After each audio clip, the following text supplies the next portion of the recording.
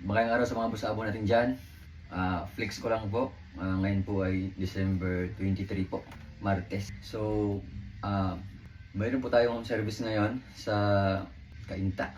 Hindi, Rodriguez Rizal pala. Kay Sir Ken. Honda CR-V na Gen 3. 2010 model po yan. Pagong. Ano po yan, problema niya. Hindi naman matigas manibela kaya sabi ko, check muna natin sir, baka kaya i-repair. So, ito po ay steering column din po pagkatapos po ng trabaho namin sa Rodriguez Rizal. Home service ito sa Batangas kay Sir Rain. So, naka-schedule din po ito ngayon pagkatapos sa trabaho namin sa Rodriguez. Magandang araw po sa iyo, Sir Rain. Ito po yung steering column po na i-install namin sa inyo.